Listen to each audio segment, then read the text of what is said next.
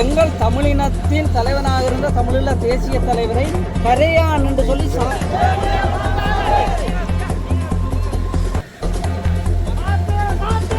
இந்த இடத்துல பார்த்தீங்கன்னா ஒரு சிங்கள உறவும் வந்து ஆதரவு வழங்கி கொண்டிருக்கணும். இந்த இவரை மாற்றக்கூடாதுன்னு சொல்லி பண்டர வன்னியன் மன்னனானவர் வன்னி நிலப்பரப்பாண்ட மிகவும் பலசாலி மன்னனாகும்.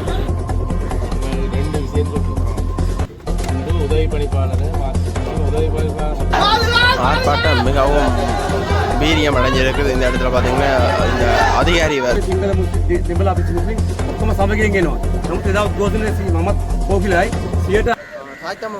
நாங்கள் எனக்கு எங்கே நிற்கிறோம்னு பார்த்தா முல்லைத்தீவு நகரில் நிற்கிறோம். முல்லைத்தீவு நகரில் பார்த்தா இன்றைக்கு மாபெரும் போராட்டம் நடக்குது. என்னதுக்குன்னு பார்த்தா எல்லா இடத்துலையும் தெரியும் அதிகாரியை இடமாற்றம் செய்ய சொல்லி தான் ஆர்ப்பாட்டம் செய்வார்கள். ஆனால் இந்த இடத்துல பார்த்தீங்கன்னா அதிகாரியை இடைமாற்றம் செய்ய வேண்டாம் என்று சொல்லித்தான் இந்த இடத்துல ஆர்ப்பாட்டம் செய்யணும்.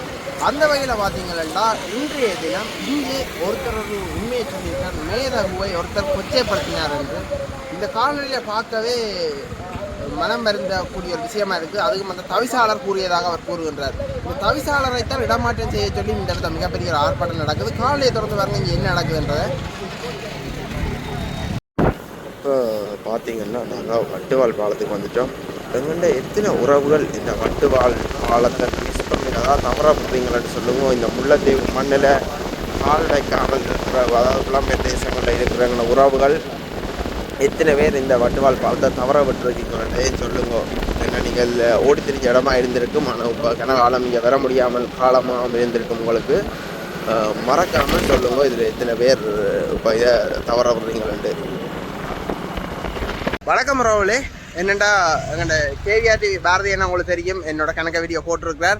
அவர் வந்து ஹெல்பிங் சேனல் செய்கிறவர். அவர் தான் ஹெல்பிங் வீடியோ செய்து கொண்டிருக்கார், யார் மனதையும் கஷ்டப்படுத்தாமல். அந்த வேலை பார்த்தீங்கன்னா அவற்றை சேனல், அதாவது கேவிஆர் டிவி என்று பழைய அவற்றை சேனல் வந்து 19,000 உறவுகளோட அந்த சேனல் வந்து இப்போ முடக்கப்பட்டிருக்குது. அந்த வேலை பார்த்தீங்கன்னா அவர் இப்போ புது சேனல் வந்து தொடர்ந்து செய்து கொண்டிருக்கார், கேவிஆர் வியூ என்று சொல்லி, கேடிவியூன்னு சொல்லி. அந்த வகையில் பார்த்தா அவற்றை சேனலில் லிங்க் வந்து இந்த வீடியோவில் ப்ளஸ் கமெண்டில் போட்டிருக்கேன். மறக்காமல் அவருக்கு ஆதரவு கொடுக்க விரும்பினா நீங்கள் போய் ஆதரவு கொடுங்க. அந்த கமெண்டில் கிளிக் பண்ணிங்கன்னா அவருடைய வீடியோ வரும். என்னத்தால் இந்த சேனல் முடங்கி இல்லாமல் இருக்குது. மறக்காமல் உங்களோட சப்போர்ட் பண்ணி நம்பிக்கொண்டு இந்த காணொலியை நாங்கள் பார்ப்போம். இந்த முல்லைத்தீவில் என்ன இந்த போராட்டம் நடக்குதுன்றதை.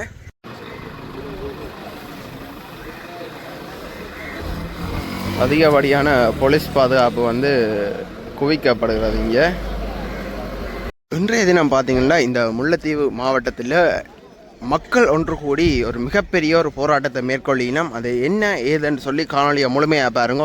எங்கள் கிட்டத்தட்ட 27 சங்கத்திலேருந்து மக்கள் வந்து போராடி கொண்டிருக்கணும் தகண்ட உரிமைக்காக இந்த இடத்துல. அதுக்கும் என்ன விஷயம்ன்றதை அவையிலே சொல்லிடும், கேட்டு தெரிஞ்சு கொள்ளுங்கள்.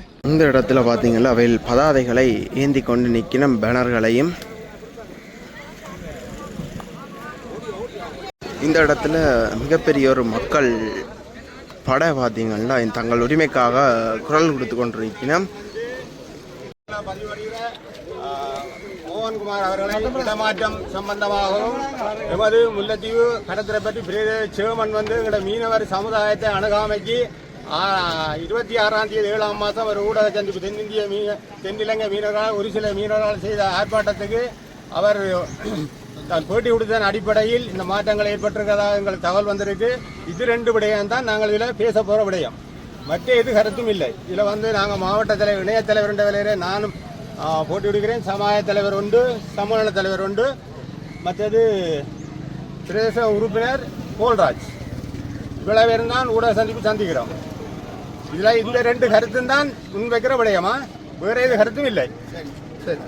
இந்த இடத்துல பார்த்தீங்கன்னா ஒரு சிங்கள உறவும் வந்து ஆதரவு வழங்கி கொண்டிருக்கணும். இந்த இவரை மாற்றக்கூடாதுன்னு சொல்லி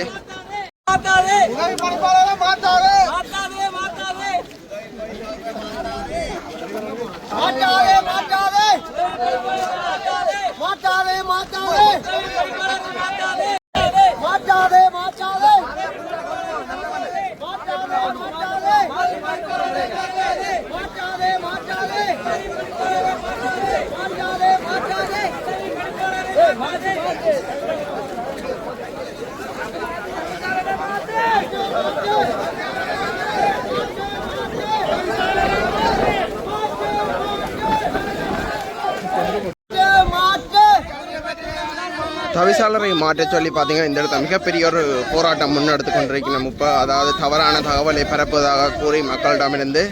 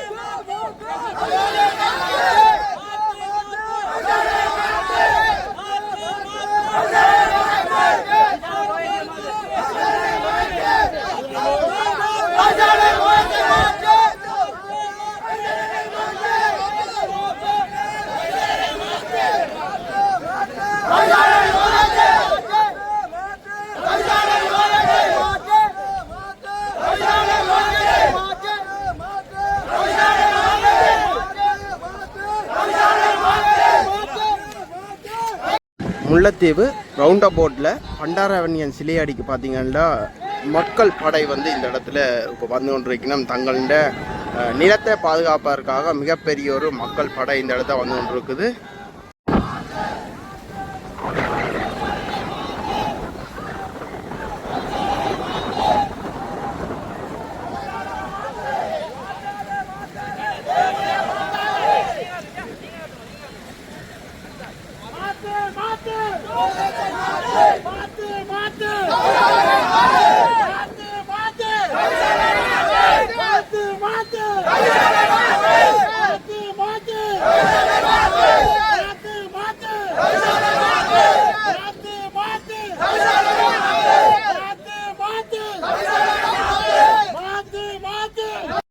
பண்டாரவன்னியன் மன்னனானவர் வன்னி நிலப்பரப்பாண்ட மிகவும் பலசாலி மன்னனாகும்.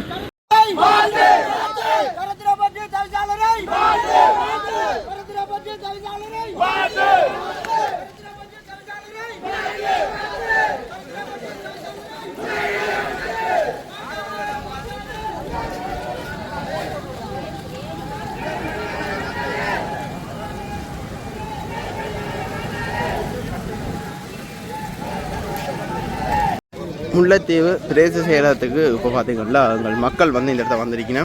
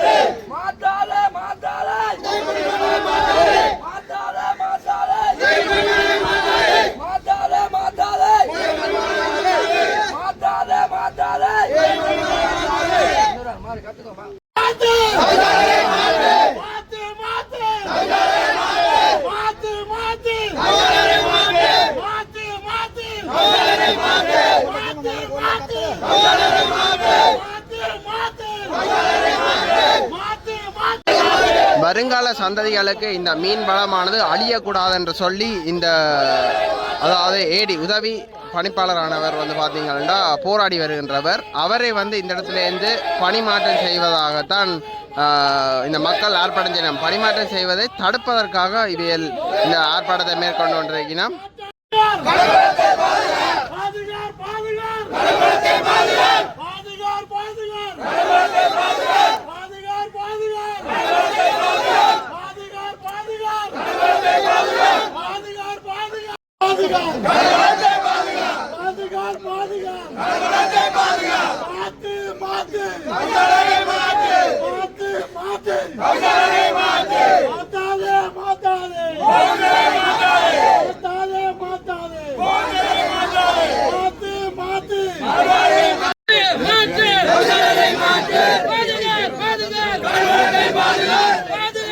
இந்த இடத்துல ஜிஏ சந்திச்சு தான் மனுவை கொடுப்பதாக இருக்கணும். ஆனால் வேறு ஒரு அதிகாரி வந்ததால் அவர்கிட்ட கொடுக்க மாட்டோம்னு சொல்லி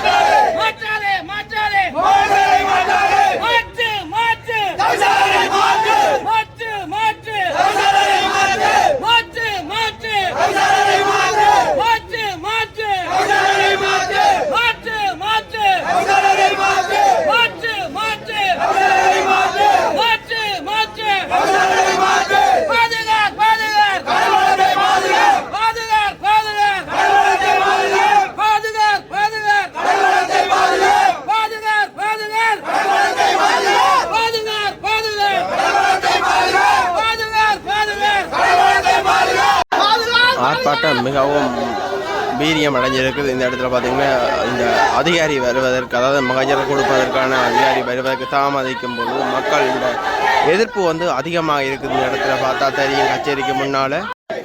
இப்போ தற்பொழுது பார்த்தீங்கன்னா ஜி அவர்கள் மக்களை சந்திப்பாக வந்து கொண்டிருக்கிறார்.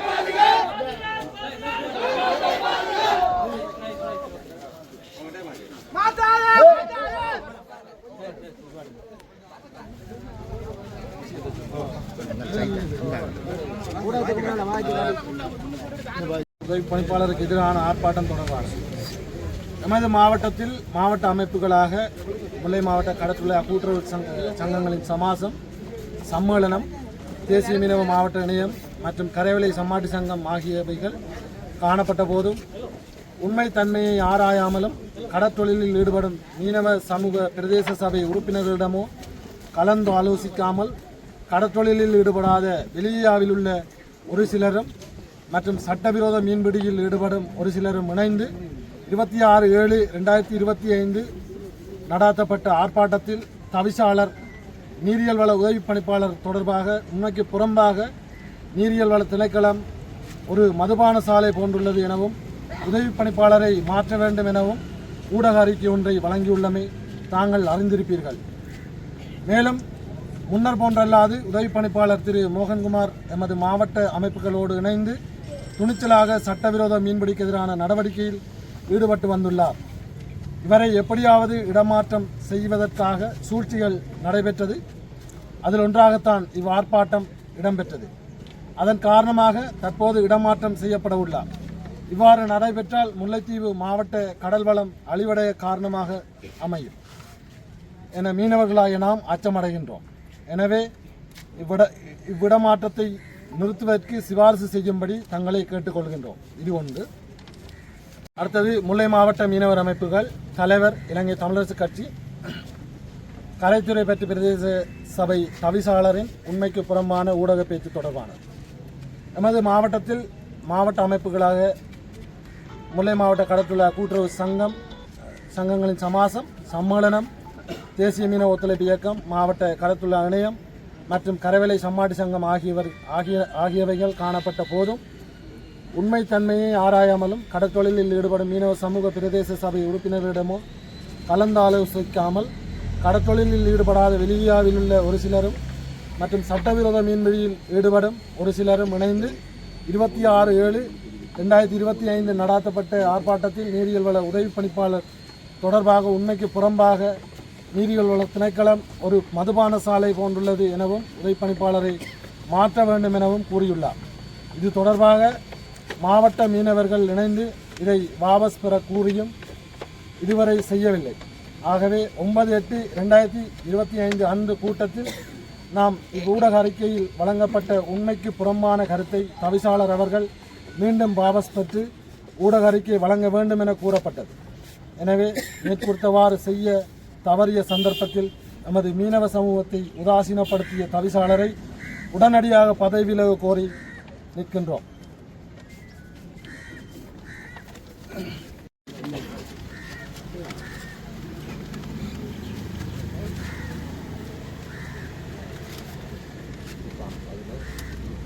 மஜரை பார்த்தீங்கன்னா இப்போ அவர்களிடம் ஒப்படைக்கப்படுகின்றது. இதற்கான பதில் வாரம் இந்த மாதம் 30 நீங்கள் தந்து தராவில் என்னென்னா நீங்கள் 2 விஷயம் சொல்கிறோம். ஒன்று உதவி பணிப்பாளரை மாற்றினோம். உதவி பணிப்பாளர் மாற்றின தொடர்பான தகவல் எங்களுக்கு நேரடியாக தெரியல. நீங்கள் சொல்லி சொல்கிறேன் அது ரூபாய் இப்போ நீங்கள் தந்திருக்கிற மாதிரி நான் செயலாளருக்கு அனுப்புவேன். மீன்பிடி அமைச்சிருந்த செயலாளருக்கு நான் அனுப்புவேன். செயலாளருக்கு பெரிய திணைக்கள பணிப்பாளர் நாயகத்துக்கு அனுப்புவேன். மற்றது எங்களுக்கு தொடர்பு இல்லை. அது எங்கள்கிட்ட தந்தது பிரதியை தந்தா பரவாயில்ல. இதுக்கு மட்டும் நானே அனுப்புவேன். ஒரு விஷயம் நாங்கள் சொல்கிறோம். 14ஆம் தேதி 8ஆம் மாதம் எங்களோட கடற்தொழில் அமைச்சர் 4 மாவட்டத்தையும் பெற சொல்லி எங்களுக்கு அனுமதி தந்து நாங்கள் யாழ்ப்பாணம் போனாங்க. 4 மாவட்டத்தாலே அதிலேயே அந்த நபர் யாழ்ப்பாணமே நின்று கொண்டு எங்களை 4 மாவட்டத்தையும் உதாரணம் செய்து எங்களை வந்து சந்திக்கல. முதலாவது கோடி கடற்தொழில் அமைச்சர் சந்திரசேகரன் அதில் சந்திக்கல. 2ஆவதையே நாங்கள் இங்கே போன சனிக்கிழமை எங்களோட முல்லைத்தீவு மாவட்ட அபிவிருத்தி குழு தலைவர் உபாதியை சந்திச்சேன். அவர் அதில் சொன்ன வாக்குறுதி என்னென்றால் உங்களை சந்திக்காதது சரியான பிள்ளை, அதுக்கு நான் உங்கள்கிட்ட மன்னிப்பு கேட்கிறேன். மற்றது தான் 29ஆம் தேதி இந்த தலைமையில் தான் இங்கே ஒரு மீட்டிங் வச்சு அதுக்கு சந்திரசேகரன் கொண்டாடுறது என்றும் உதவி பணிப்பாளர் அது மட்டும் இங்கே இருப்பார் என்றும் எங்களுக்கு வாக்குறுதி வழங்கப்பட்டது. அதுக்கு மாறாக இப்போ நேற்றைய தினம் நாங்கள் இந்த விஷயத்தை உதவி பணிப்பாளர் செல்லும் போது உதவி பணிப்பாளருக்கு டிஜி அவர்களை உடனடியாக இடமாற்றம் செய்து போகும்படி அவருக்கு அறிவுறுத்தல் வந்திருக்கு. ஆனால் இங்கே எவருமே வராத காரணத்தால் அவர் இருக்கிறார். இந்த விஷயம் உங்களுக்கு கொஞ்சம் அதாவது வச்சு தான் சொல்ல மாட்டேன். இந்த மாதம் 30ஆம் தேதி இடையில உங்களோட மாவட்ட செயலகத்திலே அதை மீன்பிடிப்பு அபிவிருத்தி குழு கூட்டம் இருக்குது. அதுக்கு முன்னதாக அவரோட நீங்கள் அபிவிருத்தி குழு கூட்டம் உங்களுக்கு இது அறிவிக்கும். அதைத்தான் சொல்லுவேன். 29 எங்களுக்கு சொல்லியிருக்காரு. அதான் உங்களுக்கு தெரியப்படுத்தும். 29ஆம் தேதி மாவட்ட ஒருங்கிணைப்பு குழு. அதான் எங்கிட்ட சொல்லிக்கிறேன். அதில் வந்து எங்களுக்கு வாக்குறுதி வந்தது ஒவ்வொரு அமைப்பிலேருந்து 33 அமைப்பு இருக்குன்னா அந்த அமைப்பிலேருந்து 3 பேர், தலைவர், செயலாளர், பொருளாளர். அதை விட சம்மாட்டி சங்கத்தில் 10 பேர், அதை விட அனைத்து அமைப்புகளும் சேர்ந்து உள்ளடக்கித்தான் தான் முடிவெடுத்தேன். அதில் மக்களின் முடிவை வச்சு தான் மோகன்குமாரை மாத்திரண்டு எங்களுக்கு உறுதிமொழி சொன்னவர். ஆனால் அவர் தெரியப்படுத்தினார் என்னையா மக்களுக்கு சொல்லிவிட்டு இப்படியா கௌரவ பாராளுமன்ற உறுப்பினர் இது நான் அவைகளுக்கு அனுப்பக்கூடிய සිංහල එදා 28 වෙනිදා උද්ඝෝෂණයට අපේ කෝගලේ ගම්මානයේ තමයි වඩා සහභාගී හිටියේ. මම සිංහල. අපිට අද මම ඉපංගම සිංහල ඉපදුනේ මුල්ලතිව්. අද වෙනතුරු යුද්ධයෙන් පස්සේ ඔක්ක සිංහල ජනතාව එළවන්න කවදාකවත් මේ මුල්ලතිව් සහෝදර එකමුතු වෙලා නැහැ. එදා උද්ඝෝෂණයේදී ප්‍රකාශ කරුවා සිංහල මිනිස්සු මෙලවන්න මොහොන් කුමාර උද්ඝෝෂණය කරනවා කියලා. කවදාකවත් එහෙම වෙලත් නැහැ. මිනිස්සු අපිට කරලත් නැහැ. අදටත් සහෝදරයෝ වගේ සිංහල මුස්ලිම් දෙමළ අපි මුස්ලිම් ඔක්කොම සමගියෙන් එනවා. නමුත් එදා උද්ඝෝෂණයේ මමත් කෝකිලයි 90ක් හිටිය සර් නීති විරුද්ධ රස්සා කරන කට්ටිය. ඉතින් ඒගොල්ලෝගේ ප්‍රකාශයට මම හිතන්නේ මේ රජයක් නරකයි කියලා අලුත් රජයක් ගෙනාවේ නීති විරුද්ධ දේවල් නවත්තන්න කිව්වා. මේ වගේ දෙයක් තියෙද්දි ඇත්තටම ගැන අප්‍රසාදය පළ කරනවා. මොකද එතුමා දැනගන්න ඕන මේ සම්බන්ධ නිරීක්ෂණයක් කරලා තීරණයක් ගන්න. එතුමා තීරණයක් නොකරන මේ අවස්ථාවේදී ட்ரான்ஸ்ஃபர்ලා දිනවා කිව්වා. சார் நாங்கள் வடிவமாக வேண்டது என்னட்டா மீன்பிடி அமைச்சர் வந்து எங்களை சந்திக்கிறாரே இல்லை. நாங்கள் பல தடவை சொல்லிக்கிறோம். 4ஆம் மாதத்துலேருந்து நாங்கள் ஃபோன் எடுக்கிறோம், ஃபோன் ஆன்சர் பண்ணுறாரு இல்லை.